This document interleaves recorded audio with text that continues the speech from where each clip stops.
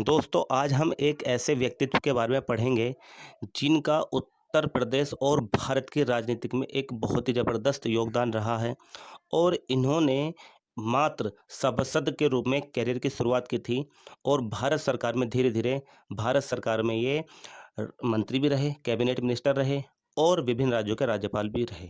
आज ही इनका निधन हो गया है। हम बात करेंगे लालजी टंडन जी के बारे में। दोस्तों ये एक ऐसे व्यक्तित्व के धनी थे जिन्होंने मात्र सभासद के रूप में अपने राजनीतिक करियर की शुरुआत की और धीरे धीरे ये भारत सरकार में कैबिनेट मिनिस्टर, उत्तर प्रदेश सरकार में विभिन्न पदों पर मिनिस्टर और विभिन्न राज्यों के राज्यपाल भी बने। आज हम इन्हीं के बारे में देखेंगे। दोस्तों अगर आपने मेरे चैनल को सब्सक्राइब नहीं किया तो प्लीज़ सब्सक्राइब कर लीजिए, बेल आइकन दबा दीजिए ताकि आपको आने वाली सभी वीडियो के बारे में पता चल सके। दोस्तों इससे पहले मैं उत्तर प्रदेश विशेष की और 1857 की क्रांति के ऊपर बहुत सारी वीडियो को अपलोड कर चुका हूँ, तो एक बार जाकर आप प्लीज़ उन सभी वीडियो को भी देख लेना। ठीक है। अगर मैं टॉपिक के ओवरव्यू के बारे में बात करूंगा तो यहाँ पर हम बहुत सारी चीज़ें देखेंगे। ठीक है। सबसे पहले उनका प्रारंभिक जीवन देखेंगे, उनकी पर्सनल लाइफ देखेंगे, उनके पॉलिटिकल कैरियर की शुरुआत के बारे में देखेंगे, क्या क्या उनके विवाद रहे हैं। ठीक है। और उनकी मृत्यु के बारे में आज हम लोग पढ़ने वाले हैं। यहाँ से उत्तर प्रदेश के जितने भी एग्जाम होंगे बहुत सारे क्वेश्चन यहाँ से बनने वाले हैं, क्योंकि दोस्तों इनका जन्म ही उत्तर प्रदेश में हुआ था। ठीक है। तो इसलिए उत्तर प्रदेश विशेष के लिए बहुत ही ज़बरदस्त टॉपिक है और यहाँ से क्वेश्चंस आपके बनने ही बनने वाले हैं, क्योंकि बीजेपी के कद्दावर पॉलिटिकल लीडर भी रहे हैं और इस समय प्रेजेंट में उत्तर प्रदेश में भारत में बीजेपी की सरकार है। तो आने वाले एग्जाम में यहाँ से क्वेश्चन बनने की संभावना बहुत ज़्यादा अधिक हो जाती है। तो इसलिए आप लोग इस टॉपिक को ध्यान से पढ़ना। ठीक है। दोस्तों अगर मैं लालजी टंडन जी के बारे में बात करता हूँ तो इनका जन्म 12 अप्रैल 1935 ईस्वी को लखनऊ में हुआ था। ठीक है। इनके पिताजी का नाम शिव नारायण टंडन और माताजी का नाम अन्नपूर्णा देवी था। ठीक है। और 26 फरवरी 1858 ईस्वी को इनकी शादी कृष्णा टंडन के साथ हुई। इनके 3 पुत्र हैं, जिनमें से एक पुत्र वर्तमान में उत्तर प्रदेश सरकार में मंत्री पद पर भी कार्यरत है। दोस्तों ये इनका हुआ शुरुआती जीवन। अगर शुरुआती जीवन की बात करता हूं तो ये अपने शुरुआती जीवन में सबसे पहले आरएसएस राष्ट्रीय स्वयंसेवक संघ से जुड़े, जहां पर इनकी मुलाकात भारत के पूर्व प्रधानमंत्री अटल बिहारी वाजपेयी जी से हुई और धीरे धीरे ये एक दूसरे के बहुत ज़्यादा करीब आए।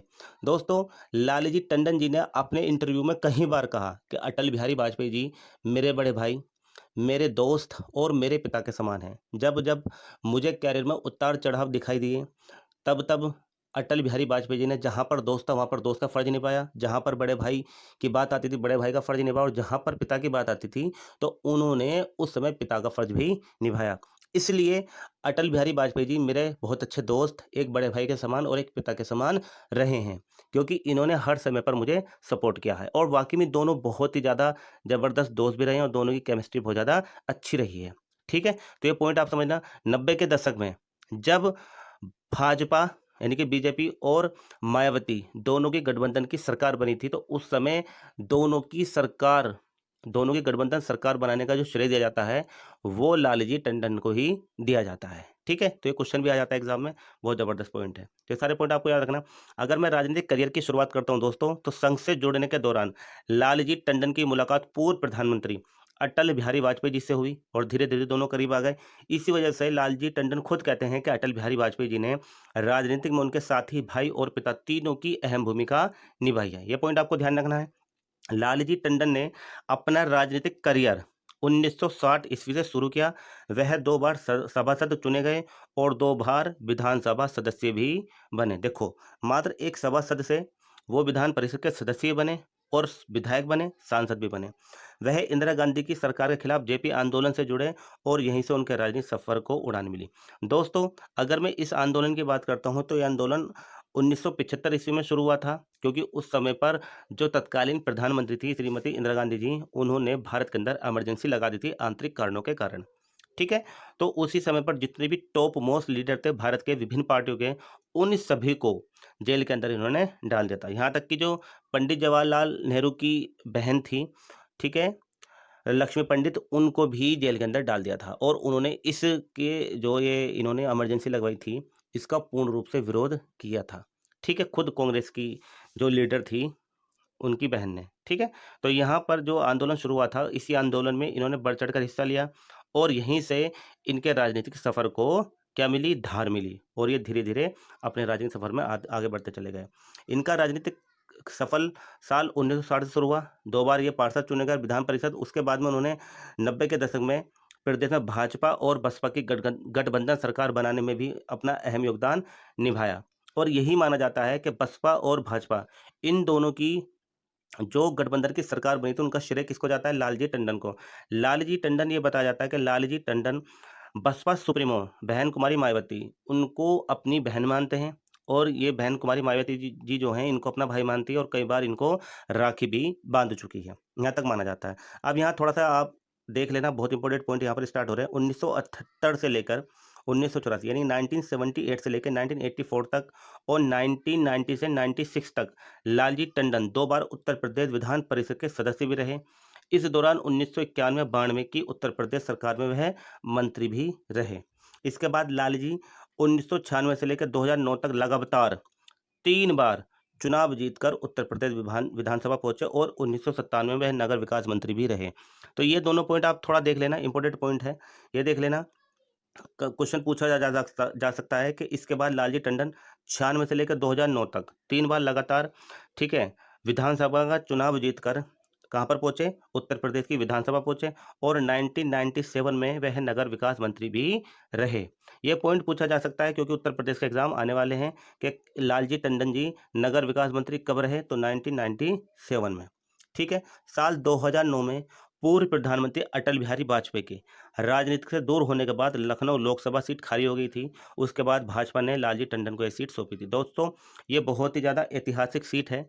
इस सीट से अगर मैं 60 के दशक से पहले की बात करता हूँ, तो उस समय पर इस सीट पे हमेशा बीजे जो इंडियन नेशनल कांग्रेस थी, उसी का ही कैंडिडेट जीतता था। 3 बार लगातार अटल बिहारी वाजपेयी इस सीट से हार चुके थे। चौथी बार उन्होंने इस सीट से चुनाव लड़ने के लिए मना कर दिया, लेकिन चौथी बार लालजी टंडन जी के कहने पर ही वो इस चुनाव में बैठे, इस चुनाव में लड़े, और आसानी के साथ इस चुनाव को जीत लिया था। तब से लेके आज तक ये ऐतिहासिक सीट मानी जाती है, और इसी सीट पर तब से लेकर आज तक बीजेपी का ही कब्जा है। 2009 के बाद जब तत्कालीन प्रधानमंत्री अटल बिहारी वाजपेयी जी ने अपने राजनीतिक करियर से संन्यास ले लिया, तो उस समय सीट खाली हो गई। तो ये सीट जो थी वो लालजी टंडन को सौंप दी जाती है, और इन्होंने आसानी से 2009 के चुनाव में जो बीजेपी की कद्दावर नेता रही हैं रीता बहुगुणा जोशी, उनको आसानी से इस सीट पर 40,000 वोटों से हरा दिया था। ठीक है। आगे देखते हैं, लोकसभा चुनाव में लालजी टंडन ने लखनऊ लोकसभा सीट से आसानी से जीत हासिल कर वो संसद पहुंचे। लालजी टंडन को साल 2008 में बिहार के राज्यपाल की जिम्मेदारी सौंपी गई थी, और अब उन्हें मध्य प्रदेश का राज्यपाल बनाने की घोषणा भी की गई थी 2018 में। 21 अगस्त 2018 को बिहार के राज्यपाल बनाया गया, और दिनांक 20 जुलाई 2019 को मध्य प्रदेश का राज्यपाल नियुक्त किया, और 2019 से लेकर ये अब तक मध्य प्रदेश के राज्यपाल ही हैं। दोस्तों, ये 2 पॉइंट आपको याद रखना। लालजी टंडन 2018 में बिहार के राज्यपाल मनोनीत किए गए थे, और 21 अगस्त 2018 को ये बिहार के राज्यपाल बनाए गए, और 20 जुलाई 2019 को मध्य प्रदेश के राज्यपाल ये नियुक्त किए गए थे। जब ये बिहार के राज्यपाल थे, तो उस समय इन्होंने एजुकेशन के लिए बहुत अच्छा काम किया था। जो एजुकेशन में बिहार पिछड़ा हुआ था, उनको इन्होंने सुदृढ़ बनाया था, और इसी के लिए इनको बहुत ज़्यादा तारीफ भी मिली थी। ठीक है। तो ये फिलहाल में प्रेजेंट में कहाँ के राज्यपाल थे? ये मध्य प्रदेश के थे, लेकिन अब इनका निधन हो गया, सीट भी खाली हो गई। अब नया कोई राज्यपाल आएगा तो ये देख लेना आप लोग, वो पॉइंट हम बना देंगे। ठीक है। तो आप इन सारे पॉइंटों का विवाद देखो देखो दोस्तों, अगर कोई भी नेता होता है तो उसका कहीं ना कहीं विवाद रहता है। ये तो फिर भी बीजेपी के नेता है, तो इनका विवादों से नाता तो सभी का रहता ही है। लालजी टंडन ने एक किताब लिखी थी जिसका नाम था अनकहा लखनऊ।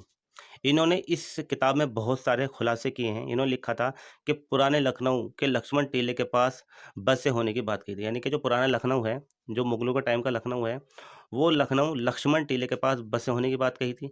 लेकिन बाद में लक्ष्मण टीले का नाम पूरी तरह से मिटा दिया गया। अब उस स्थान पर टीले वाली मस्जिद का नाम दिया गया, और पुराने लखनऊ टीले वाली मस्जिद के नाम से ही फेमस है। ये इन्होंने अपने किताब में अनका लखनऊ में ही विवादित बात कही थी, जिसका बहुत ज़्यादा जिस जब ये किताब पब्लिश हुई थी, तो इस किताब पर बहुत ज़्यादा हंगामा भी मचा था।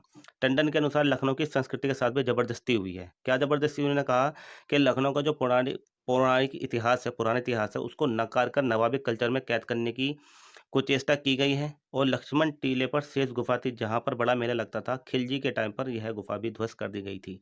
तो ये कुछ इनकी किताबों में इस तरीके से बातें लिखी गई हैं, जिस पर बहुत ज़्यादा विवाद भी रहा है। ठीक है दोस्तों, अगर हम इनके निधन की बात करते हैं तो लालजी टंडन का निधन 21 जुलाई 2020 को सुबह लखनऊ के मेदांता हॉस्पिटल में हुआ है। ठीक है, आज 21 जुलाई है, मंगलवार का दिन है और आज ही इनका मेदांता हॉस्पिटल में निधन हो गया है। ठीक है दोस्तों, तो ये सारे पॉइंट आई होप आपको